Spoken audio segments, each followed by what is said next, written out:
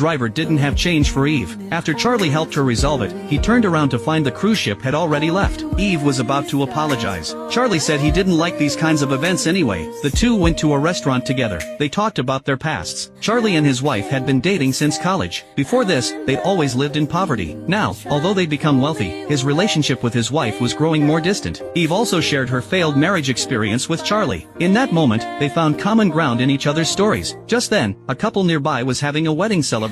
Watching their happiness, their eyes were full of envy. Meanwhile, on the other side, his wife began plotting a money-making scheme with that businessman. The next day, Charlie and Eve went to the subway station together. They bought free subway tickets for citizens. They even rented out an entire baseball stadium. They let the neighborhood kids come play baseball there. They made their baseball dream come true. But just as Charlie returned home, he saw his wife throwing his clothes down from the building in a frenzy. It turned out Charlie and Eve buying tickets at the subway station had made the news headlines again. His wife accused Charlie of cheating. She also called Charlie a lowlife. No matter how Charlie explained, he couldn't change his wife's determination to divorce. In the end, Charlie chose to take nothing. He ended this burdensome marriage. At the same time, Eve had just returned home. She found her ex-husband in her house. It turned out her ex-husband had learned she now had $2 million, so he'd specifically come back for her. He said if she gave him $100,000, he'd leave immediately. Eve packed her bags and ran out of the house. The two of them, arranged by fate, met at the same hotel. Every day after that, they were inseparable at the hotel. But Charlie's ex-wife's ambitions didn't stop there. She wanted to take away Eve's half of the prize money too. So she called a bunch of reporters. She cornered Charlie and Eve at the hotel entrance. They immediately became the talk of marital infidelity. Riding the wave of public opinion,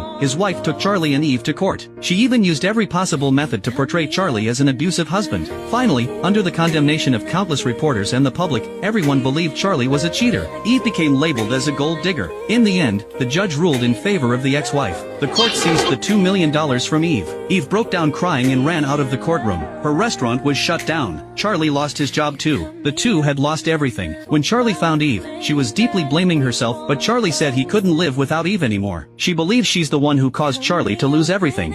I have you. Why can't you understand that? If you don't want me, that's different. If you don't want me, I'll walk right out that door and you'll never see me again. But please stop talking about the money.